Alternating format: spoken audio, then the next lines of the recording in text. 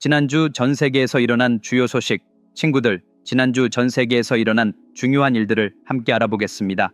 첫 번째, 암은 많은 사람들이 인생에서 직면하는 큰 도전입니다. 하지만 이제 치료법이 훨씬 개선되고 있습니다. 최근에는 개인 맞춤형 의료와 표적 치료 분야에서 놀라운 진전이 있었습니다. 개인 맞춤형 의료란 정확히 무엇일까요?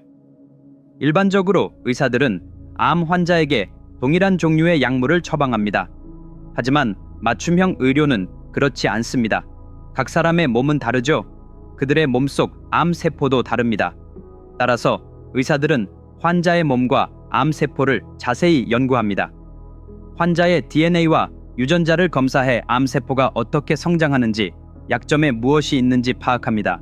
모든 정보를 수집한 후 해당 환자에게 가장 효과적인 약물과 치료법을 결정합니다. 다음은 표적 치료입니다. 이 치료법은 암세포만을 특정적으로 표적합니다. 일반적으로 화학요법에서는 건강한 세포까지 손상될 위험이 있습니다.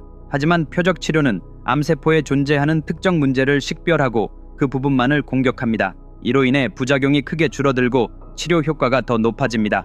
이는 전 세계 수백만 명의 암 환자들과 그 가족들에게 큰 희망을 주고 있습니다. 두 번째, 심장 건강 분야에서 놀라운 발명이 있었습니다. 세계에서 가장 작은 심장 박동기입니다. 정말 놀랍습니다. 심장 박동기란 무엇일까요? 우리 심장은 특정 리듬으로 박동합니다. 고정된 속도로 박동합니다. 때로는 심장이 제대로 박동하지 않을 수 있습니다. 너무 느리게 박동하거나 불규칙하게 박동할 수 있습니다. 이런 경우 의사들은 심장 박동기를 사용합니다. 이는 심장이 올바른 리듬을 유지하도록 돕는 작은 전자장치입니다. 이 장치는 심장에 미세한 정의 신호를 보내어 심장이 정상적으로 박동하도록 합니다. 이전에는 심장 박동기를 삽입하기 위해 작은 수술이 필요했습니다. 하지만 이제 과학자들은 세계에서 가장 작은 심장 박동기를 개발했습니다. 이 장치는 매우 작아서 수술 없이도 몸에 삽입할 수 있습니다. 작은 절개나 주사를 통해 가능합니다. 이는 환자에게 큰 혜택을 제공합니다. 수술 위험 감소, 회복 시간 단축, 그리고 전반적인 삶의 질 향상입니다. 3번, 강박장애, OCD.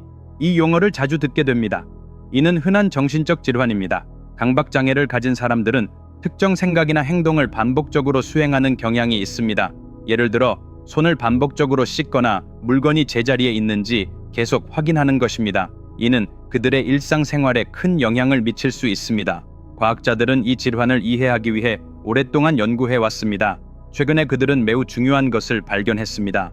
OCD와 관련된 유전자입니다. 그들은 이 질환과 관련된 250개 이상의 유전자를 발견했습니다. 유전자란 무엇일까요? 우리 몸속의 작은 지침서와 같습니다. 눈 색깔, 키, 건강 등 우리 외모와 건강의 많은 측면을 조절합니다. 특정 질환과 관련된 유전자를 알게 되면 그 질환이 왜 발생하고 어떻게 예방하거나 치료할 수 있는지 더 잘 이해할 수 있습니다. 이 지식은 미래에 더 효과적인 치료법을 개발하는 데 도움이 될 것입니다. 이는 OCD 환자와 그 가족들에게 새로운 희망의 문을 열어줍니다. 네 번째, 의료 분야는 빠르게 발전하고 있으며 그중 하나가 의료 분야에서 인공지능 AI의 활용입니다. AI는 기본적으로 인간처럼 생각하고 학습하며 문제를 해결할 수 있는 컴퓨터 프로그램입니다. 의료 분야에서는 AI가 특히 진단 및 치료 도구에서 매우 유용합니다. 어떻게요? 의사들은 AI를 활용해 엑스선, MRI, CT 스캔과 같은 의료 이미지를 분석합니다. AI 기반 시스템은 이러한 이미지를 더 빠르게 그리고 더 정확하게 스캔해 암이나 다른 건강 문제를 식별할 수 있습니다.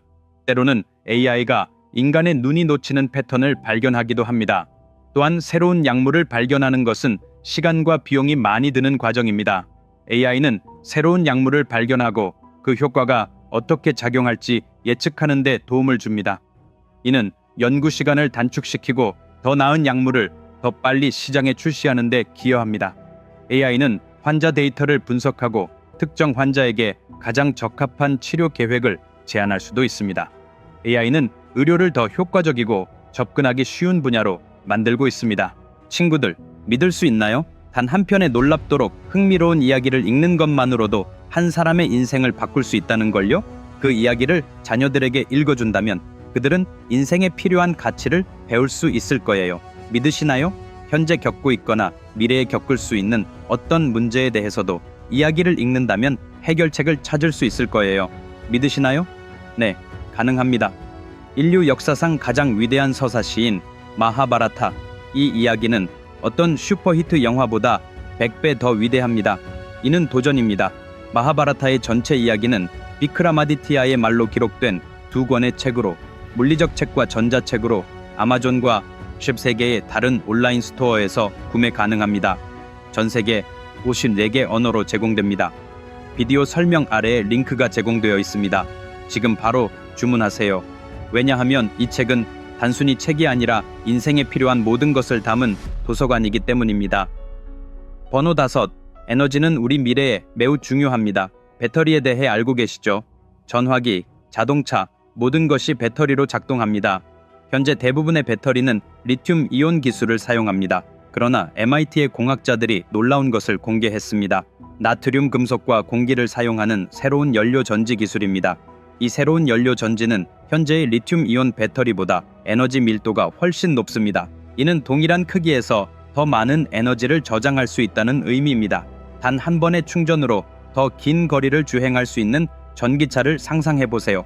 리튬은 모든 곳에 존재하지 않으며 비용이 높지만 나트륨은 해수나 지각에 풍부하게 존재합니다. 더 저렴하고 쉽게 구할 수 있습니다. 이 기술은 차량과 기기의 수명을 연장하는 데 기여할 수 있습니다.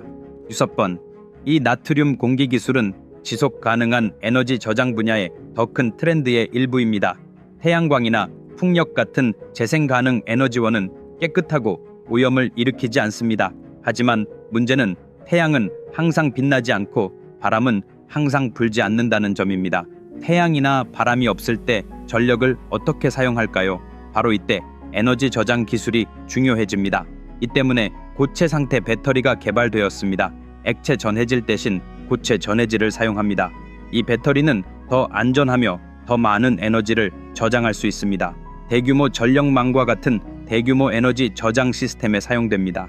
이러한 혁신들은 재생 가능 에너지 원천의 신뢰성을 높여 태양이나 바람이 없을 때도 청정 에너지를 사용할 수 있도록 합니다. 이는 미래를 위한 매우 중요한 단계입니다. 번호 7. 융합 에너지 연구에 대해 들어보셨나요? 융합 에너지는 무엇일까요? 이는 우리 태양과 동일한 에너지 생성 과정입니다. 작은 원자들을 결합해 더 큰 원자를 형성하는 과정에서 에너지가 방출되는 방식입니다. 장기적인 방사성 폐기물을 생성하지 않아 매우 깨끗한 에너지입니다. 지난달 이 분야에서 점진적이지만 중요한 진전이 있었습니다. 과학자들은 에너지 생성이 가능한 융합 반응을 창출하는데 한 걸음 더 다가섰습니다. 이것이 성공한다면 우리는 사실상 무한한 청정 에너지원을 갖게 될 것입니다. 이는 우리 세상을 근본적으로 바꿀 수 있습니다. 작은 한 걸음이라도 이 놀라운 미래에 한 걸음 더 다가서는 것입니다. 8번. 전 세계 해양빛 오염. 네, 정말 존재합니다. 도시에서 밤하늘을 명확히 볼 수 없는 빛 오염에 대해 들어보셨을 것입니다. 이제 빛 오염이 해양까지 확산되고 있습니다.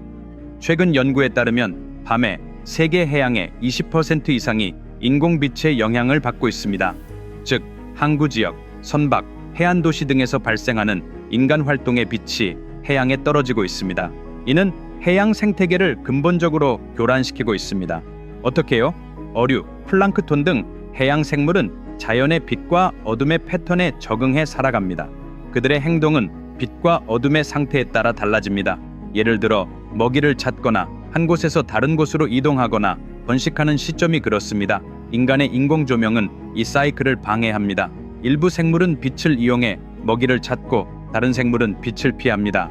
빛 공해는 포식자와 먹이 사이의 균형을 깨뜨릴 수 있습니다. 이는 우리가 자연 세계에 미치는 광범위한 영향을 다시 한번 상기시켜줍니다. 친구 여러분, 다음 주 월요일 저녁 5시에 다시 만나요.